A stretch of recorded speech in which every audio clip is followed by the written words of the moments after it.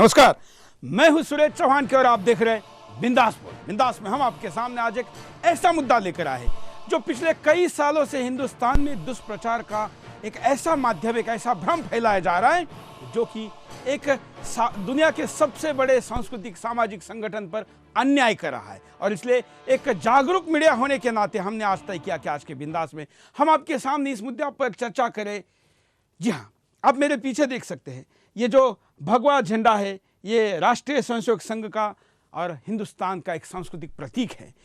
RSS जिसको कहते हैं, इस आरएसएस के बारे में बहुत से भ्रम ऐसे फैलाए गए हैं, बार बार बताए गए हैं, जिससे कि लोगों को लगता है कि शायद यही सच है। और संघ की तरफ से प्रचार की अपने तरफ से कोई ऐसा अटैकिंग या एग्रेसिव प्रचार नहीं किया जाता जिससे कि लोगों के सामने ये भ्रम दूर हो। लेकिन शायद पहली बार ऐसा हो रहा है कि आरएसएस के सह प्रचार प्रमुख जे नंद कुमार जी हमारे साथ आज के इस पूरे बिंदास में जुड़े रहेंगे। नंद कुमार जी, आपका स्वागत है।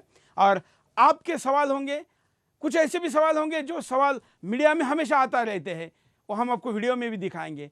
आरएसएस के कट्टर विरोधियों के उसके भी जवाब नंद कुमार जी देंगे। और आप भी स्क्रीन पर चल रहे टेलीफोन नंबरों पर कॉल करके अपनी बात को रख सकते हैं और आप भी आपके सवाल पूछ सकते हैं, नंद कुमार जी उसको भी जवाब देंगे। चर्चा को शुरू करने के पहले विस्तार से मुद्दे को देखते हैं।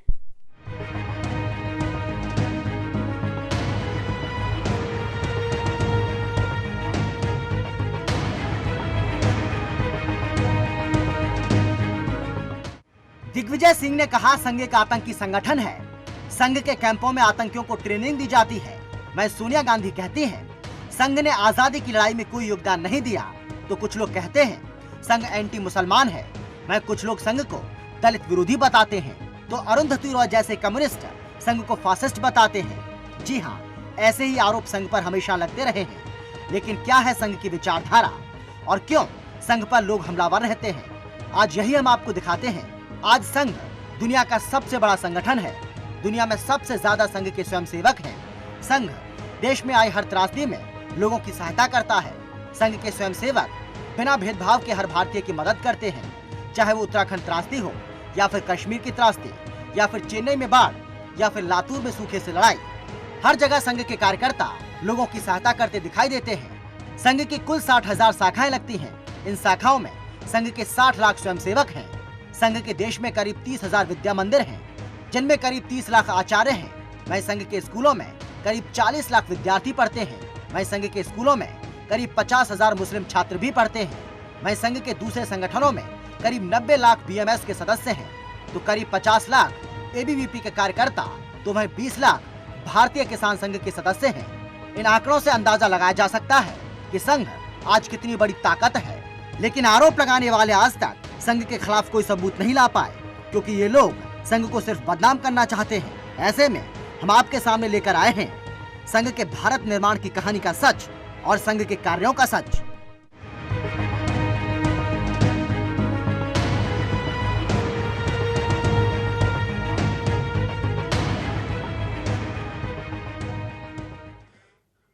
तो ये मुद्दा है और इस मुद्दे पर हम अगले 1 घंटे तक लगातार चर्चा करेंगे।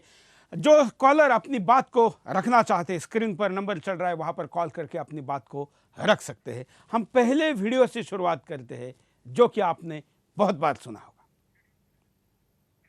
सवाल, This is the theme which is being propounded by all those who feel hurt when RSS is attacked. At no level are we weakening the case of cross-border terrorism, of the involvement of the Pakistani terrorists.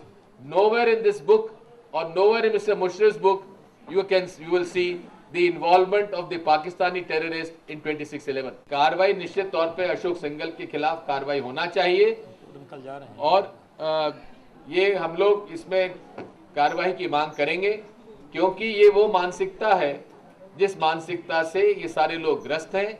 हिंसा इनका चरित्र है, हिंसा इनका व्यवहार है और नफरत इनकी स्ट्रेटेजी है। That the BJP and the RSS have to do serious introspection about its functioning.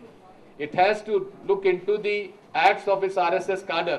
Whatever good work they may be doing elsewhere gets diluted or gets into a negative format once their RSS activists with their connivance I am again repeating, with their connivance and support, are participating in acts of terror. मैं मोहन भागवत जी के उस बयान की निंदा करता हूं, जिसमें एक वो समाज सेवी जिसने अपना देश छोड़कर, सब कुछ छोड़कर गरीबों की, कोड़ियों की और उन सब ऐसे देशवासियों की। हम एक एक करके वीडियो आपको दिखाएंगे, नंद कुमार जी का उस पर जवाब लेंगे। नंद कुमार जी, क्या कहेंगे दिग्विजय सिंह के इस आरोप पर? दिग्विजय सिंह जैसे कांग्रेस नेताओं के इस प्रकार का जो बयान, जो पूरी तरह कांग्रेस एक निराशा में, फ्रस्ट्रेशन में है। अभी जो इनका हालत पूरे देश देख रहा है, इससे बचने के लिए इस प्रकार का जो गलत आरोप देश के सबसे बड़े, सबसे ताकतवान, इस देश के लिए काम करने वाले एक ऑर्गेनाइजेशन के ऊपर लगातार करते रहते हैं। It is totally because of the frustration and totally because of the alienation Congress जो आजकल फेस कर रहा है, पूरे भारत से वो मुक्त हो रहा है, इसलिए ये सब होते हैं। संघ का जो इतिहास 91 साल के 91 ईयर्स का जो इतिहास पूरे भारत के, पूरे देश के समाज के सामने खुले है, ओपन है। This is the one and only one organisation functioning openly, open ground में काम करने वाला ऑर्गेनाइजेशन है। संघ में कुछ सीक्रेसी ऐसा कुछ भी नहीं है, देश के लिए काम कर रहे हैं। लगातार इस प्रकार का आरोप, ये भगवा आतंकवाद, आरएसएस आतंकवादी है, इस प्रकार का आरोप करने के कारण सही में ये लोग मेरे ख्याल से भारत के शत्रु राज्यों को, भारत के जो दुश्मनों को मदद करते रहते हैं। वो लोग क्या कहते हैं, आप सबको मालूम है पाकिस्तान भारत के बारे में क्या कहते हैं। पाकिस्तान जैसे भारत के जो पड़ोसी देश भारत को नीचे करने के लिए जो विचार कर रहे हैं, ऐसे लोगों ने क्या क्या आरोप करते हैं, इसका एक प्रकार से रिपीटिंग, पैरटिंग, ये तो कहते रहते हैं। They are just repeating that allegations which has been raised by Pakistan जैसे देशों ने, भारत के खिलाफ काम करने वाले आतंकवादी देशों ने जो करते हैं, ये है इनका जो तरीका। और जो आरोप इन्होंने लगाया है, ये पुस्तक है जो ताज होटल पर हुए अटैक को आरएसएस ने और इजराइल ने मिलकर किया, ऐसा इनका जो कहना था। इनकी सरकार होते हुए भी उसको साबित नहीं कर पाए, और जिसने पुस्तक लिखी उसने कोर्ट में हलफनामा देकर यह कहा कि मैं इसके लिए माफी मांगता हूं।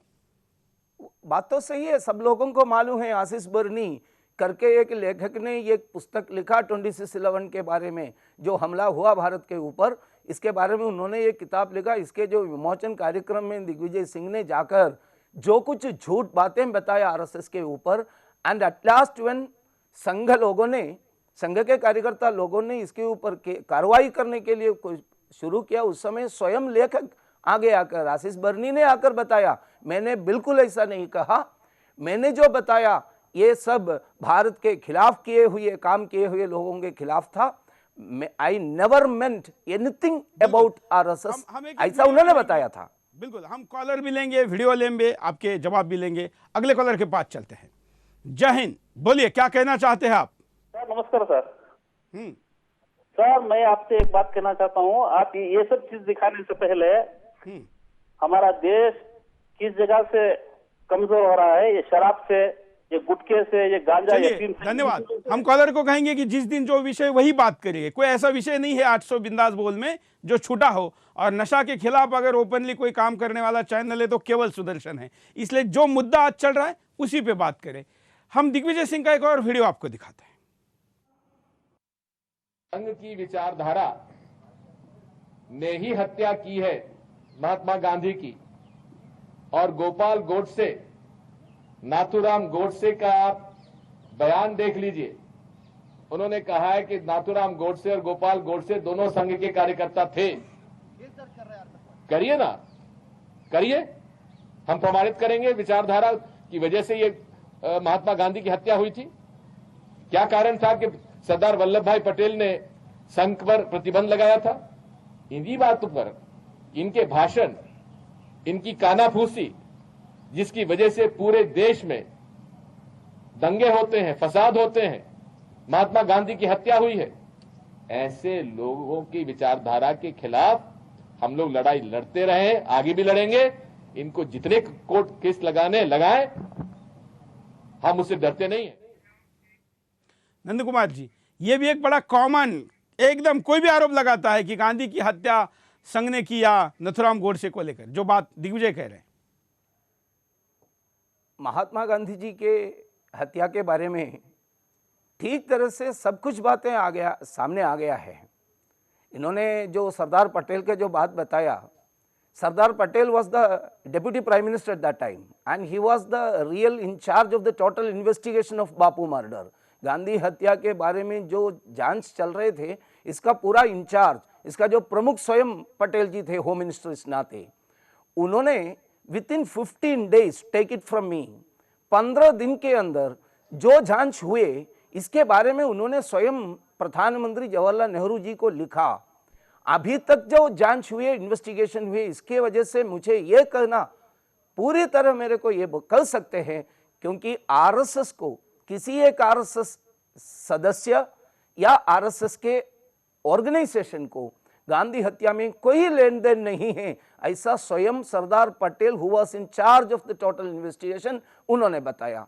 और इसके बाद भी ये भी कह सकते हैं, संघ के ऊपर जो गलत आरोप लगाया था, इसके कारण से संघ के जो ये बैन ऑर्डर वापस करने के लिए सत्याग्रह चलाया भारत के अंदर।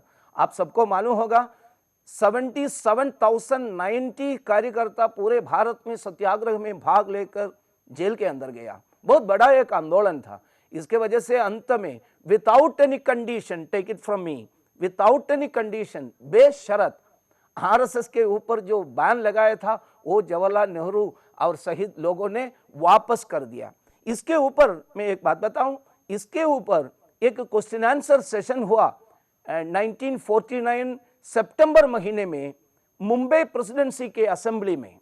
उस समय प्रेसिडेंसी था। क्वेश्चन पूछा था, सूरत के जो एक सदस्य एमएलए ने क्वेश्चन पूछा होम मिनिस्टर को। तत्कालीन होम मिनिस्टर उस समय मुंबई प्रेसिडेंसी का मोरारजी देसाई था। क्वेश्चन ऐसा था, आरएसएस के ऊपर जो बैन लगाया वो वापस कर दिया है क्या या नहीं, ऐसा है तो क्यों। तीसरा क्वेश्चन, ये वापस करने के लिए कुछ शर्त लगाए क्या आरएसएस के ऊपर, है तो क्या क्या। पांचवा क्वेश्चन, अगर आप लोगों ने सरकार के तरफ से आरएसएस के ऊपर शर्त नहीं लगाया है तो आरएसएस स्वयं आकर कुछ आपको कुछ बातें, कंडीशंस बताए हैं क्या, कुछ अंडरटेकिंग्स दिया है क्या, ऐसा है तो क्या क्या।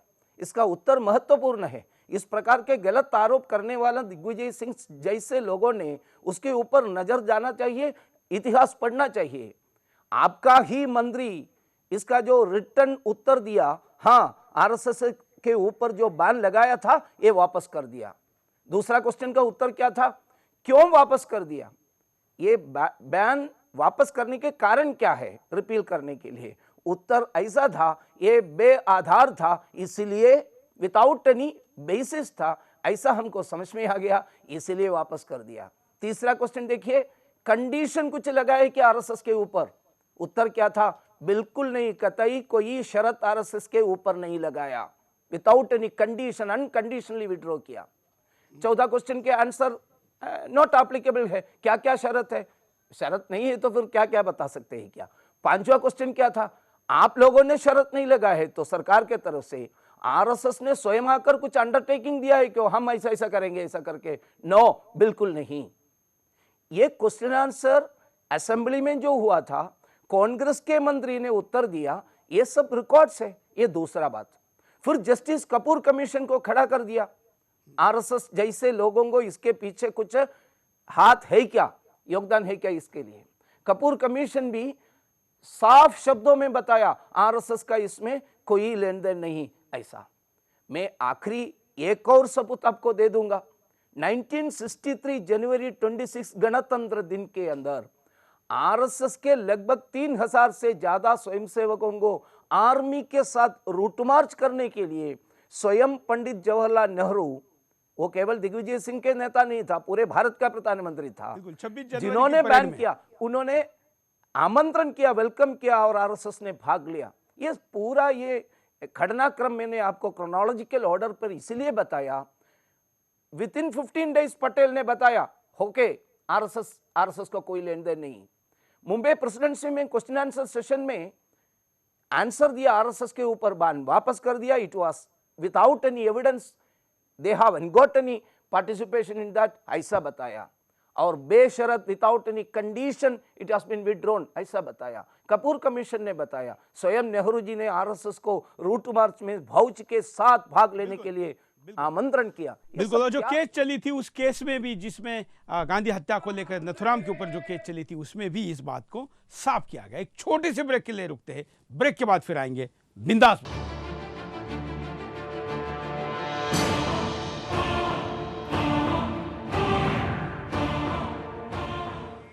ब्रेक के बाद आपका एक बार फिर से स्वागत है। आप बिंदास बोल देख रहे हैं। बिंदास में हम आपके सामने मुद्दा लेकर आए हैं कि आरएसएस, जो कि दुनिया का सबसे बड़ा सांस्कृतिक और स्वयंसेवी संगठन है, ये बात आरएसएस नहीं कह रहे, ये केवल हम नहीं कह रहे। तो इंदिरा गांधी जब यूनाइटेड नेशन में गई थी तो उनको पूछा गया था वहां के पत्रकारों द्वारा, तब भी उन्होंने वो जवाब दिया था। और आज भी किसी भी दल का कोई भी नेता अगर उसको ये पूछे तो उसको ये एक्सेप्ट करना पड़ेगा, क्योंकि इससे बड़ा सामाजिक संगठन दुनिया में और कोई नहीं है। लेकिन खुद आरएसएस होकर प्रचार नहीं करता है। आज का कार्यक्रम भी हमारा इनिशिएटिव है। हमने माननीय नंद कुमार जी को कहा, हमने इनको कहा कि मैंने जब कल इंटरव्यू किया आजम खान का, तो उसमें आजम खान ने ऐसी उटपटांग बातें बताया आरएसएस के बारे में, तो मुझे लगा कि आए दिन ऐसी घटनाएं होती रहती है, तो क्यों नहीं हम इन बातों को लोगों के सामने रखें। और इसलिए हमने इनिशिएटिव लेते हुए कार्यक्रम किया। संघ अपनी तरफ से प्रचार नहीं करता खुद का, और इसलिए दुष्प्रचार करने वाले लोगों को मौका मिल जाता है। उसके जवाब आपके सामने आए,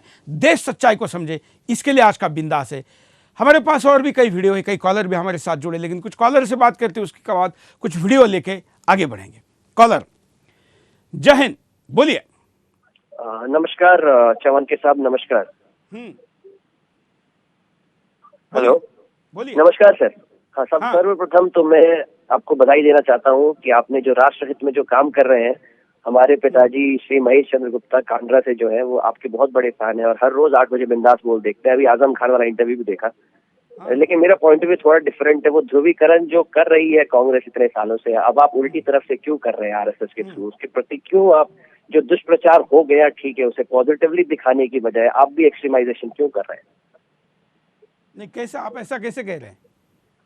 ये बिल्कुल जो भी आरएसएस आज के दिन में कर रही है, जो मुद्दे वो उठा रही है, वो केवल एक ही तरफ के मुद्दे नहीं उठा रही है क्या? नंद कुमार जी क्या? जवाब देंगे। धन्यवाद। मुझे सवाल ठीक तरह से समझ में नहीं आया। What did he mean? उनका कहना था कि एक तरफा मुद्दे उठा रहे हैं। हालांकि ये कैसे है मुझे पता नहीं। शायद कॉलर लाइन पे है क्या? शायद कॉलर से संपर्क टूट गया। हम अगले कॉलर के पास जाएंगे, या वो उनका अगर दोबारा कॉल आता है तो वो भी लेंगे। अगले कॉलर, जय हिंद, बोलिए। हाँ, हेलो। हाँ, हाँ, ललित कुमार सोनी। बोलिए, हाँ, नमस्कार सर। क्या कहना है आपको? मेरे को ये कहना है कि मेरी जो आरएसएस का जो है ना सर, चलिए, धन्यवाद। कॉलर को कहेंगे कि अच्छे नेटवर्क में आके बात करें। अगला वीडियो देखते हैं, उसके बाद जवाब लेते हैं। कह रहे थे दिग्विजय सिंह, तो हमको हिंदू आतंकवादी कैसे कहते हो? मैंने कहा कि कभी भी मैंने अपने जीवन में हिंदू न मुसलमान किसी को आतंकवादी नहीं किया। लेकिन संघ के लोग बोलते थे ये तो बात सही है कि सारे मुसलमान आतंकवादी नहीं होते, लेकिन जितने आतंकवादी पकड़े जाते हैं वो मुसलमान क्यों होते हैं? लेकिन अब ये क्या हो रहा है, हम ये तो हमारा नारा हो गया है। हम उनसे पूछते हैं कि हर हिंदू तो आतंकवादी नहीं होता, लेकिन जितने हिंदू आतंकवादी पकड़े जाते हैं वो सब संघी क्यों है? नंद कुमार जी, ये क्या बात है? कितना झूठ आरोप है। कहां आरएसएस का किसी एक व्यक्ति, अनेक नहीं चाहिए, एक व्यक्ति को इस प्रकार के देश के विरुद्ध, किसी मजहब के विरुद्ध, किसी संप्रदाय के विरुद्ध कुछ काम करने के वजह से अरेस्ट किया और इनके ऊपर कार्रवाई हुई, इसको साबित करने के लिए तैयार हुई। तो I do challenge Digvijay Singh, challenge कर रहा हूं। ऐसा कुछ हुआ है क्या? गलत आरोप करते रहते हैं। भारत में बहुत सारे घटनाएं हुआ है, कहीं पर कुछ घटना हुआ है तो आरएसएस के ऊपर गलत आरोप करता है। उदाहरण के रूप में अभी आप सबको मालूम होगा, दाभोलकर जी का जो, नरेंद्र दाभोलकर जी का जो हत्या हुआ था कुछ साल पहले, लेकिन दाभोलकर जी के ऊपर कौन हमला किया वो तो अभी तक साफ नजर नहीं आ रहे थे। लेकिन जिस ही दिन ये घटना हुई, कलबुर्गी जी की घटना है तो भी, या पंसारे जी का जो घटना हुआ है तो भी, तुरंत इन लोगों ने आरोप करना प्रारंभ करते आरएसएस है, आरएसएस है, आरएसएस।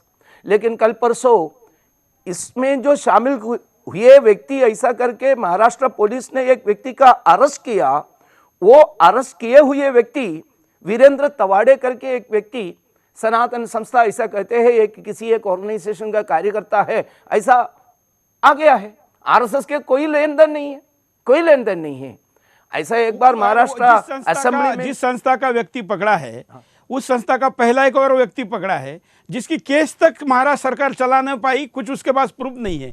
और इस व्यक्ति को भी जो पकड़ा है, इसके बारे में भी एक भी प्रूफ कल जब कोर्ट में उनको खड़ा किया था तो वो नहीं दे पाए। ये स्थिति है।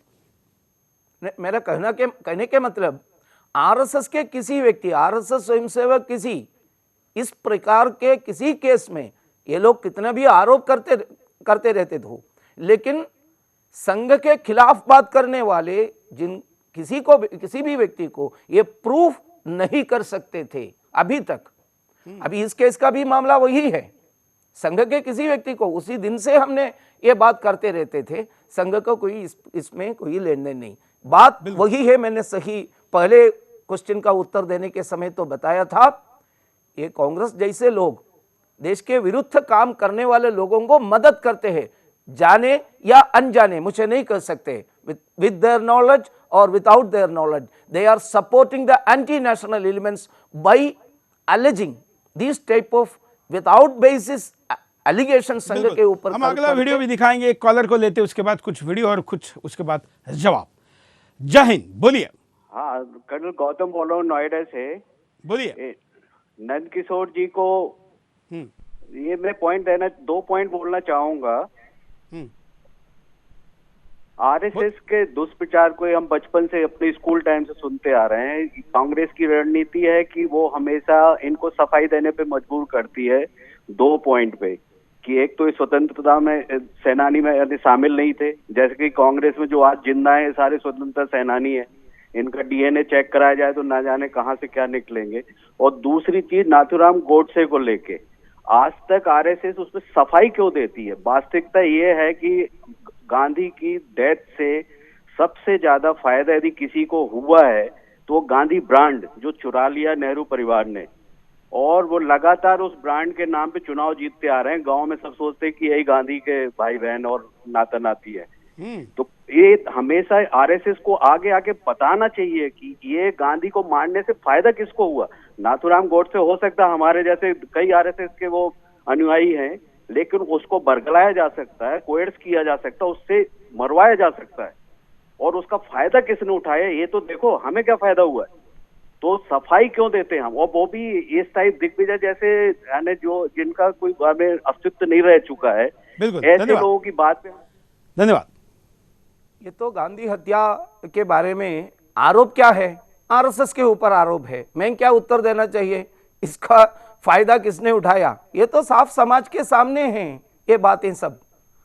नाथूराम विनायक गोडसे जो जब ये हत्या किया था उसके बहुत पहले ही संघ जैसे ऑर्गेनाइजेशन, और पहले जो बचपन में शाखा में आए होंगे, बहुत सारे कांग्रेस लोग नेता भी आरएसएस में आए हैं, ऐसा कर सकते हैं क्या? अभी भी वो आरएसएस है, ऐसा कर सकते हैं क्या? आरएसएस के जो कामकाज के कारण, आरएसएस के कार्य की शैली के कारण हिंदुओं के लिए कोई फायदा नहीं मिलेगा। ये बहुत नरम है, बहुत लो लेवल पर काम करने वाला है, ऐसा कहकर संघ छोड़कर गए हुए व्यक्तियों में एक है गोडसे भी। संघ का कोई लेन देन नहीं है। आज आप लोग इस इतिहास के आधार पर, हमारे सामने जो इतिहास है इसके आधार पर इसका फायदा कौन उठाया है ये देख लीजिए, उतना ही हमको कहना है। हम किसी के ऊपर आरोप करने वाला नहीं है। बिल्कुल। दूसरा तो जानते हैं कि इससे कांग्रेस और खास करके गांधी परिवार ने इसका पूरा फायदा उठाया, जो कि हमने पिछले दिनों कार्यक्रम भी चलाया था, असली गांधी वर्सेस नकली गांधी। असली गांधी तो गांधी का असली वारिस तो वृद्धाश्रम में है, लेकिन नकली गांधी देश पर राज करने के लिए आतुर है। अगले कॉलर के पास चलते हैं। जय हिंद। हाँ सर, जय हिंद। बोलिए, जय हिंद। क्या कहना है आपको? और मुझे ये कहना है सर, आपके चैनल को देखने से मुझे अपने ऊपर एक ऐसा गर्व हुआ जिसके माध्यम से मैंने जाना कि हमारी संस्कृति को आगे ले जाने के लिए ये चैनल 24 घंटे तैयार रहती है। मुझे एक कहना यह है सर कि मैं पूरे विश्व में हिंदू लोग को ये सूचना देना चाहता हूँ कि आपकी चैनल के माध्यम से मैं जानना चाहता हूँ कि आरएसएस इतने करोड़ भारतीय को क्यों नहीं अभी तक जोड़ पाई है। हर भारतीय के मुंह से और जुबान से आरएसएस को क्यों नहीं पकड़ना चाह रही है। आखिर खामियां क्या है? आखिर हम भी देश को कुछ करने के लिए कहते हैं कि वयम राष्ट्रम रक्षामि की जो नारा हम लगाते हैं, आखिर क्या ये नहीं लगता है कि खाली चंद आरएसएस कैडर के कारण हम दुनिया पर राज कर सकते हैं? इसके लिए आपके चैनल कौन कौन सी रणनीतियां अपना रही है? तो आरएसएस अपनाएंगी, हम तो आपके सामने उनको लेकर आए हैं। नंद कुमार जी, ये सवाल के उत्तर देने के पहले क्षमा कीजिए, मेरा पहला जो कॉलर का एक और क्वेश्चन का आंसर भी बाकी है। जो आरएसएस का जो योगदान आज़ादी आंदोलन में, आरएसएस कार्यकर्ताओं के योगदान, और किसका उदाहरण चाहिए? स्वयं आरएसएस के संस्थापक डॉक्टर केशव बलराम हेडगेवार डॉक्टर साहब, स्वयं गांधी जी के नेतृत्व में जो लड़ाई हुई, सबसे महत्वपूर्ण 3 सत्याग्रह हुआ, डॉक्टर जी स्वयं दोनों में भाग लिया। जेल में भी गया था, इम्प्रिजनमेंट में किया था।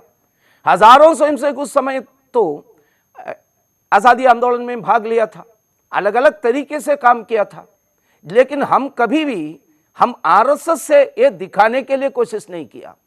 भारत के पक्ष में खड़े होकर, देश के पक्ष में खड़े होकर, सब लोगों के साथ मिलकर हमने काम किया। ये पूरे इतिहास में इसको मिलते हैं। डॉक्टर जी से लेकर 3 महत्वपूर्ण जो सत्याग्रह हुआ आज़ादी आंदोलन में 20वीं शती में, इसमें दोनों में स्वयं संस्थापक डॉक्टर हेडगेवार जेल वास किया। हजारों सैकड़ों अपने स्वयंसेवक भी भाग लिया, अलग सा नहीं। और गांधी भी शिविरों में इसी कारण आए थे संघ को देखने समझने। गांधी जी भी 1934 में वार्ता शिविर में आकर पूरी तरह बधाई दिया था। ये सब बातें हैं आपके सामने। और दूसरा तो आरएसएस का काम 1925 से लेकर अभी तक जो बढ़ते रहा है, लेकिन बढ़ने के लिए कुछ शॉर्टकट संघ अभी तक छोटे रास्ता ये अपनाने के लिए कोशिश नहीं किया। संघ के शैली कायम रखते हुए संस्कार के जो काम, संस्कृति का जो काम, व्यक्ति को जुड़ाना, संपर्क करके शाखा में लाना और शाखा में संघ संस्कार देना, व्यक्ति निर्माण का कार्य करना, ये जरा सा कुछ लोगों को लगेगा स्लो प्रोसेस है, but it is the only process.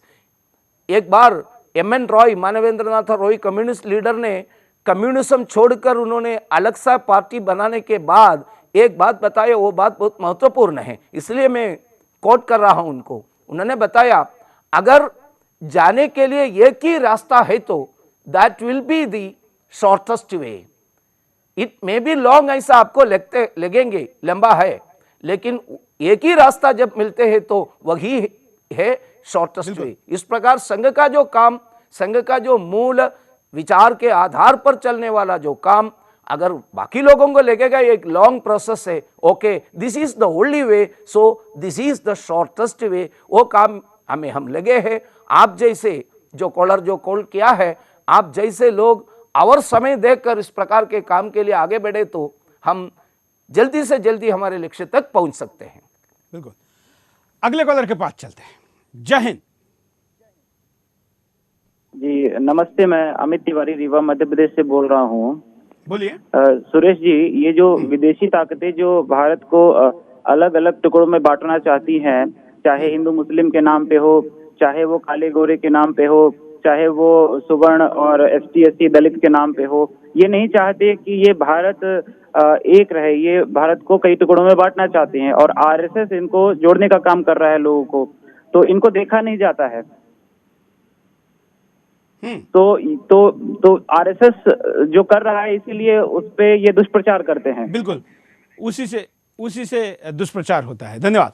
अगले कॉलर के पास चलते हैं। जय हिंद, बोलिए, क्या कहना है आपको? हाँ जी। हेलो, बोलिए। हाँ सुरेश जी नमस्कार, अशोक पांचाल दिल्ली शाहदरा से। बोलिए।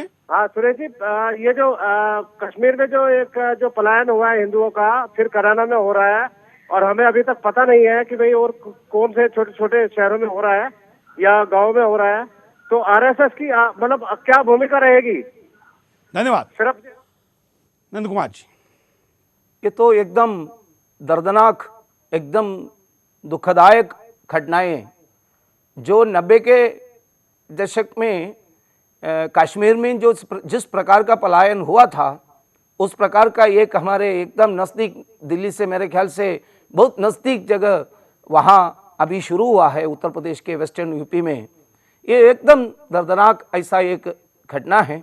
ये क्यों हुआ है, इसके बारे में सोचने के, पूरे देश मिलकर सोचने का एक वक्त आ गया है, ऐसा हमको लगता है।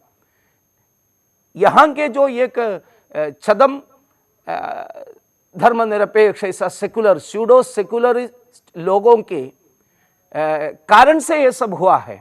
कश्मीर की घटना के कारण भी दूसरा नहीं है।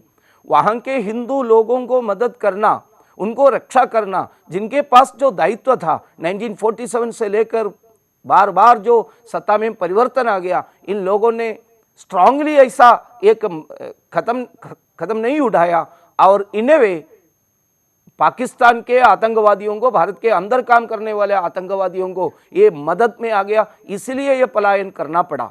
थोड़ा बहुत कश्मीर के जो स्थिति बदल रहा है, एक शुभ सूचक कुछ बातें हमारे सामने आ रहा है। कश्मीर के जो कश्मीरी पंडित लोग कश्मीर के घाटी में अभी जाना हुआ है, थोड़ा बहुत रहने के लिए कब जा सकते हैं ये दूसरा विषय है, लेकिन वहाँ के मंदिरों में जाना प्रारंभ किया। थोड़ा बहुत आक्रमण भी होता है इनके ऊपर, लेकिन हिम्मत से कश्मीरी पंडित, कश्मीरी हिंदू लोग कश्मीर में वापस जाना, कम से कम दर्शन के लिए जाना, तीर्थ यात्रा में जाना, ये जरा गत 1-1.5 साल से जरा इसका जो संज्ञा बढ़ रहा है, एक पॉजिटिव साइन है। इसका कारण मेरे ख्याल से एक राष्ट्रवादी सरकार, राष्ट्र के लिए काम करने वाला एक सरकार सत्ता में आ गया है सेंटर पर, इसका थोड़ा बहुत फर्क दिख रहा है। ये पूरी तरह सराहनीय है।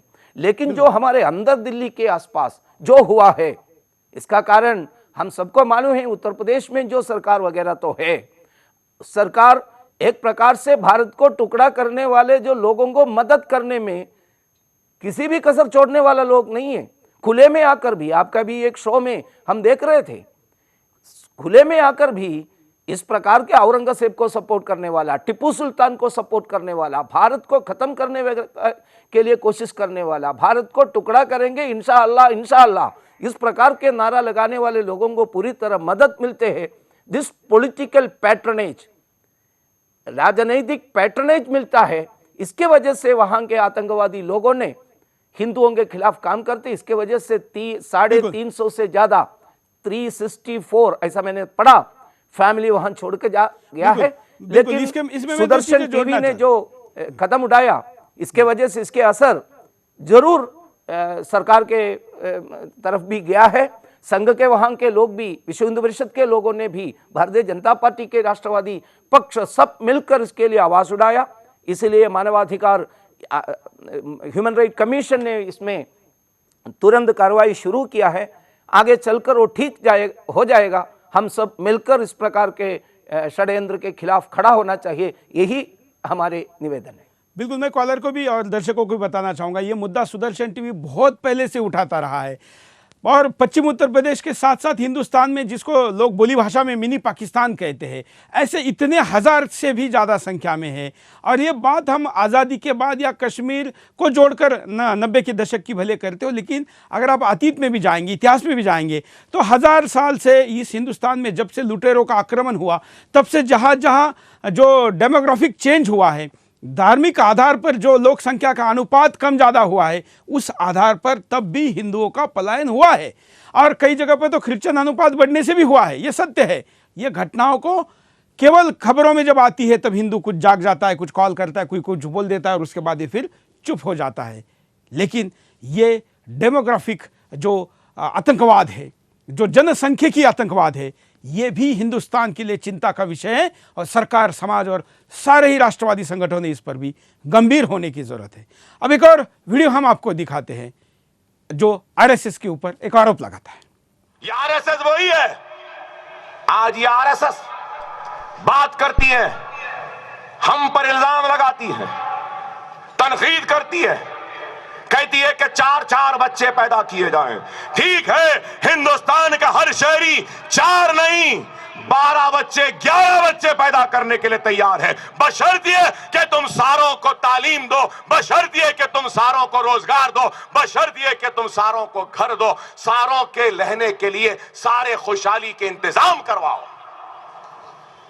घर नहीं देंगे, रोजगार नहीं देंगे, पानी नहीं देंगे, बिजली नहीं देंगे, पैसा नहीं देंगे, रुपया नहीं देंगे, स्कूल नहीं देंगे, कॉलेज नहीं देंगे, हद तो ये हो गई कि शौचालय भी नहीं देंगे, मगर तुम 4 बच्चे पैदा करो। और कौन कह रहे हैं 4 बच्चे? वो लोग कह रहे हैं आरएसएस की आइडियोलॉजी में सनातन धर्म, हिंदू धर्म की खिदमत करने के लिए लिखा हुआ है कि हर आरएसएस का प्रचारक या जिम्मेदार कभी भी शादी नहीं करेगा। ये आरएसएस नहीं, ये क्लब ऑफ बैचलर्स है। नंद कुमार जी, वैसे तो ये बहुत चीप देशद्रोही और छोटा सा नेता है, लेकिन आरोप लगाता है आरएसएस पर, तो इसकी बात होनी चाहिए।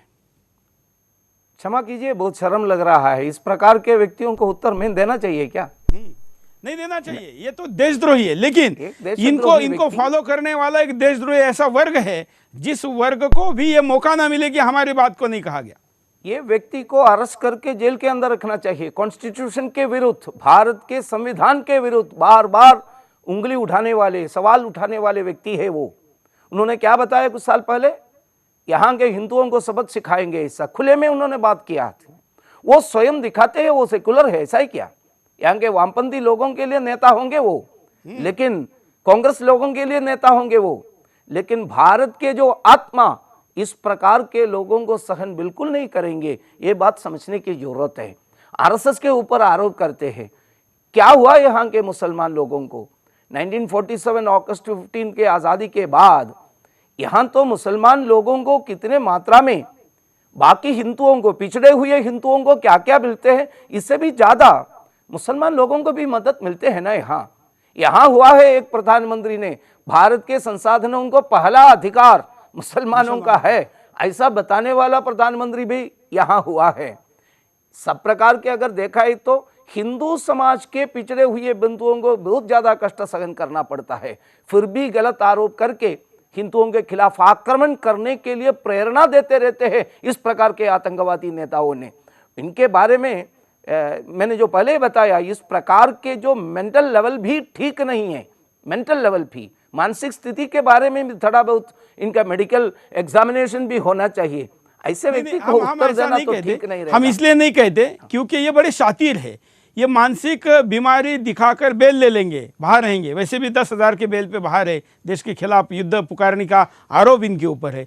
ये बड़े शातिर हैं और इनके पीछे विदेशी ताकतों के साथ देश तोड़ने वाले लोग हैं। इनको इतने आसानी से माफ नहीं करना चाहिए। नहीं, ये भारत के समाज इस प्रकार के लोगों को एक प्रकार से नेग्लेक्ट कर रहा है। वो कुछ नहीं होने वाला है आगे चलकर, इस प्रकार के लोगों को कुछ नहीं कर देने की जरूरत है, ऐसा मुझे लगता है। एक और वीडियो देखते हैं, राहुल गांधी क्या कहते हैं, देखिए। एक तरफ कांग्रेस पार्टी इक्वालिटी की बात करती है, गरीबों की बात करती है, कमजोर लोगों की बात करती है, और दूसरी तरफ आरएसएस, बीजेपी मनु की सोच की रक्षा करती है। यह सच्चाई है इस देश की। आपको अच्छी लगे या ना लगे, यह सच्चाई है इस देश की। आप देखो हैदराबाद में क्या हुआ, हैदराबाद में क्या हुआ। अंबेडकर जी जैसा एक लड़का खड़ा होता है और कहता है देखो मुझे इस दरी पे बैठाया हुआ है, मुझे इस कोने में बैठाया हुआ है। मैं एक इंटेलिजेंट लड़का हूं, मैं किसी से कम नहीं हूं। मुझे यहां क्यों बैठाया हुआ है, मुझे कोने में क्यों बैठाया गया हुआ है, मुझे दबाया क्यों जा रहा है? रोहित वेमुला ने वही सवाल उठाया जो अंबेडकर जी ने इस किताब में लिखा है, और कुछ नया नहीं उठाया है। और हुआ क्या?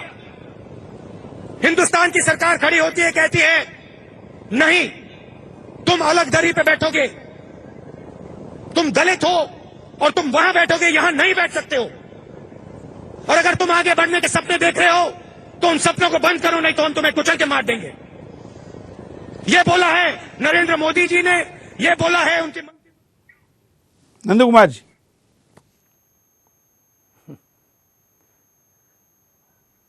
आई do pity on that man. सही में क्या कर रहे हैं? रोहित वेमुला को कहाँ बैठने के लिए कौन बताया है? मुद्दा भी अलग है। और डॉक्टर अंबेडकर जी के बारे में वो कहते हैं, डॉक्टर अंबेडकर जी, और अंबेडकर जी ने कई प्रकार के पुस्तक लिखा है, कांग्रेस के बारे में भी पुस्तक लिखा है। कांग्रेस किस प्रकार से अंबेडकर जी को दूर फेंक दिया, इनके जो पूरी तरह किसी तरीके से अधिकार से वंचित किया, इसके बारे में भी कुछ किताबें पढ़ना है तो पूरा किताब पढ़ना चाहिए वो। और रोहित वेमुला का जो विषय के बारे में रोहित वेमुला ने स्वयं लिखा है, क्या हुआ है उनका जो डेथ नोट में लिखा है, उसका जो जांच चल रहा है, मैं केस चल रहा है, कोर्ट में मामला है, इसलिए बहुत सारे इसके अंदर नहीं जा रहा हूं। वहां तो हुआ है मामला, इसके बारे में पूरी तरह इन्वेस्टिगेशन होने के बाद बात सब सच में आ जाने वाला है। किसी को चोट पहुंचाने लायक शब्दों में कहने वाला नहीं हूं, लेकिन वहां जो हुआ है वो मामला अलग है। रोहित वेमुला जब हैदराबाद यूनिवर्सिटी के अंदर प्रवेश कर रहा था, उस समय इस प्रकार का व्यक्ति नहीं था। वो पूरे भारत के जो संस्कृति परंपरा, इसके पूरा भक्त था एक प्रकार से रोहित वेमुला। विवेकानंद जी का भक्त था वो, ओवैसी का भक्त नहीं था। हैदराबाद में प्रवेश करने समय, सेंट्रल यूनिवर्सिटी में प्रवेश करने के समय उनको मन में ऐसा आग्रह था, कार्ल सागन जैसे एक साइंटिस्ट बनना चाहिए। लेकिन आगे चलकर इनके अंदर देश विरोधी ताकतों के इन्फ्लुएंस आ गया, वामपंथी लोगों के इन्फ्लुएंस आ गया। इसके वजह से ये भारत के परंपरा और संस्कृति के बारे में उनका जो कल्पना, ठीक है वो बहुत इंटेलिजेंट व्यक्ति बचे थे, लेकिन आगे चलकर इनके अंदर भारत के विरुद्ध विचार कुछ लोगों ने भर दिया। इसके वजह से ये सब हुआ। वहां संघर्ष प्रारंभ किया, कुछ एजिटेशन प्रारंभ किया, और इस एजिटेशन को लेकर क्या नारा लगाया वहां, भारत के टुकड़ा करेंगे। अफजल गुरु के बारे में बधाई देने वाला कार्यक्रम हुआ। एबीवीपी के उस यूनिवर्सिटी के जो उसी कैंपस के जो प्रेसिडेंट सुशील कुमार ने इसका विरोध किया, एक फेसबुक पोस्ट डाला उन्होंने, ये ठीक नहीं है। ये याकूब का भी उन्होंने समर्थन किया है जी, याकूब का भी समर्थन किया, याकूब का समर्थन किया, अफजल गुरु का समर्थन किया, देश विरोधी ताकतों को समर्थन किया, भारत को टुकड़ा करेंगे ऐसा करके नारा लगा। इसके खिलाफ सुशील ने एकदम जुलूस निकाला, आक्रोश व्यक्त किया। ऐसा नहीं, फेसबुक में एक पोस्ट डाला। इसके कारण उसी रात को एक और इस प्रकार के वामपंथी लोगों ने सब मिलकर, ओवैसी के जो शिष्य लोगों ने मिलकर आकर सुशील कुमार के ऊपर हमला किया। और अभी क्या हुआ है मैं बहुत विस्तार से बताने की जरूरत नहीं है। सुशील के ऊपर हमला हुआ है और यूनिवर्सिटी के जो लोगों को यह मालूम हो गया, इसके वजह से कुछ कार्रवाई वहां हुआ। वो कार्रवाई नेचुरल है, इट्स ओनली एक एकेडमिक इंस्टीट्यूशन में जो हुआ इस प्रकार के घटना के ऊपर एक कार्रवाई, बस उतना ही था। लेकिन इन लोगों ने क्या किया, एक यूनिवर्सिटी कैंपस के में हुआ, दो बच्चों के बीच में नहीं तो दो ऑर्गेनाइजेशन के बीच में हुआ, वहां भी हल कर सकते थे, समाधान मिल सकते थे, लेकिन इसको बड़ा कर दिया। दिल्ली से लोग सब वहां भाग कर गया। इसके वजह से ये बहुत बड़ा संघर्ष का एक वातावरण बन गया। वेमुला ने ही स्वयं बताया, मेरे ये आत्महत्या के पीछे और कोई नहीं है, लेकिन उनके दुख उन्होंने व्यक्त किया। वो दुख व्यक्त करके कुछ ऑर्गेनाइजेशन के नाम उनके डेथ नोट में, बिल्कुल आत्महत्या के जो इसमें इन्होंने लिखा, वो काट कर दिया। अभी राजकुमार साहू करके यूनिवर्सिटी के एसएफआई के सेक्रेटरी इस्तीफा दे दिया वामपंथी ऑर्गेनाइजेशन से। उन्होंने भी बताया वेमुला के मन इस प्रकार के वामपंथी ऑर्गेनाइजेशन, इस प्रकार के ओवैसी जैसे लोगों के ऑर्गेनाइजेशन के खिलाफ था, उनके मन बहुत दुखित था। ऐसा ये इसी कारण बता के हैदराबाद यूनिवर्सिटी के सेक्रेटरी और एसएफआई का नेता, वामपंथी ऑर्गेनाइजेशन के नेता राजू कुमार साहू ने इस्तीफा दे दिया। इसमें से बात सब साफ है, लेकिन क्या है वो अभी भाषण किए हुए व्यक्ति, उनके जो भारत के बारे में, अलग अलग समस्याओं के बारे में उनके जो जानकारी सब लोगों को मालूम है, बहुत सारे पढ़ने के लिए है। हम थोड़ा कार्यक्रम के आखिर के दौर में इसलिए छोटे छोटे सवाल लेंगे और छोटे छोटे जवाब के साथ कार्यक्रम को आगे बढ़ाएंगे। हमारे साथ एक स्काइप कॉलर है, उनके पास चलते हैं। जय हिंद। नमस्कार, जय हिंद भाई साहब। अभी एक कॉलर गुप्ता जी ने पूछा कि संघ एक तरफा कार्य क्यों करता है। मैं उनको बताना चाहूंगा, संघ के देश भर में 1,65,000 सेवा कार्य चल रहे हैं, जहां पर किसी भी तरह की सेवा प्राप्त करने के लिए जो व्यक्ति आता है उसका धर्म, नाम, जाति, रंग, क्षेत्र आदि नहीं पूछा जाता है। जम्मू कश्मीर में हाल ही में जब बाढ़ आई थी तो वहां कोई नहीं था, संघ ने वहां बहुत बड़ा सेवा कार्य किया जो कि अभी भी वहां चल रहा है। जम्मू कश्मीर, नागालैंड, असम, हर जगह संघ के सेवा कार्य चलते हैं और किसी तरह की भेदभाव या धर्म जाति के आधार पर सेवा नहीं दी जाती है। सभी जैन, हिंदू, मुस्लिम, ईसाई सब पूरी तरह से सेवा भाव से निस्वार्थ काम करते हैं। धन्यवाद, जय हिंद। बहुत अच्छा। देखिए, खुद कॉलर ही आपके समर्थन में सारी बात रखने को तैयार है। अच्छा, बहुत अच्छा। वो नाम नहीं बताया, लेकिन वो बंधु भैया को मैं अमन नाम है, जी, मुरादाबाद के हमारे कॉलर हैं। हाँ, बधाई उनके, जो बहुत कंग्रेचुलेशंस। बताना है तो बहुत सारा उदाहरण है। हाल ही में अभी जो आप सबको मालूम होगा, आसाम के शंकरदेव शिशु मंदिर, विद्या भारती के नेतृत्व में चलने वाला जो शिशु मंदिर है, कहा है तो संघ विचारधारा से जुड़े हुए लोगों ने चलाने वाला संघ के सेवा विभाग का जो शिशु मंदिर है, वहां फर्स्ट रैंक, पूरे आसाम का फर्स्ट रैंक मिले हुए, out of 590 marks Sarfaraz Hussain करके एक मुसलमान लड़के को मिला। केवल एकमात्र उदाहरण नहीं है, अभी तो झारखंड के रांची में भी इस प्रकार के एक अपने बच्चे जनीसर अंसारी करके बच्चे पूरे झारखंड के फर्स्ट नंबर पर बहुत सराहनीय ढंग से उन्होंने भी शिशु मंदिर में आरएसएस के बिहार क्षेत्र संघचालक माननीय सिद्धिनाथ सिंह जी के नेतृत्व पर चलने वाला सेवा प्रकल्प के आधार पर, कल्पतरु के आधार सहारा लेकर उन्होंने भी जीत कर 42 से ज्यादा नाम सामने आए हैं। चले, आज कार्यक्रम में समय की कमी है, 1 घंटे में हालांकि काफ़ी प्रश्न आए हैं, लेकिन लोगों, मैं देख रहा हूं अभी सोशल मीडिया पर, सुदर्शन के पेजेस पर और भी कई सवाल आ रहे। हमने कार्यक्रम की अनाउंसमेंट भी थोड़ी लेट की थी, इसलिए भी मुझे लगता है कि प्रश्नों की बाढ़ अब ज़्यादा शुरू हो गई है। नंद कुमार जी, शायद एक कार्यक्रम में सारे प्रश्नों का समाधान नहीं होगा, इसलिए आपको दोबारा भी आना पड़ेगा और लोगों के प्रश्नों को जवाब भी देना पड़ेगा, क्योंकि ऐसा करने से मुझे लगता है कि सच्चाई लोगों के सामने जाती है। आपने टाइम निकाला, इस कार्यक्रम में आए, इसके लिए मैं आपका आभारी हूँ। दर्शकों, हम आपके सामने हमेशा ऐसे मुद्दे लेकर आते हैं जो हिंदुस्तान के हित के हो। कोई ये कह सकता है कि एक इंडिपेंडेंट चैनल होते हुए आरएसएस के हित का कार्यक्रम क्यों किया, तो हम तो ऐसे तमाम संगठनों के साथ खड़े रहते हैं जो संगठन देश के साथ खड़े हैं। जो देश के साथ खड़ा है उसके खिलाफ दुष्प्रचार करने वाले लोगों के विरोध में खड़ा रहना ये सुदर्शन का जन्म का कारण है, चलने का कारण है और कल भी रहेगा। और इसलिए हिंदुस्तान के हित में जो बातें होती है वहां पर सुदर्शन सबसे आगे है।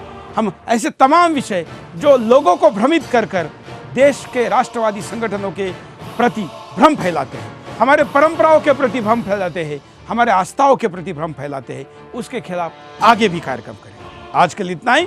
जय हिंद।